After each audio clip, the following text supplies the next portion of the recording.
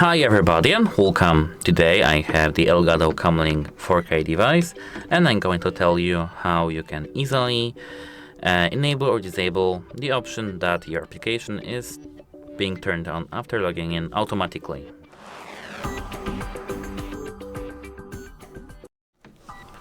So as you can see, this is the ELGATO Camera Hub application, and to enable and disable this option that I told you earlier, we have to click on this gear icon in the top right corner here. And now we can see the three checkboxes as you can see. The first one is automatically check for updates here, and the second one is open automatically at login. You can click on it to disable and click on it to enable. That's it, hope it helps you and goodbye.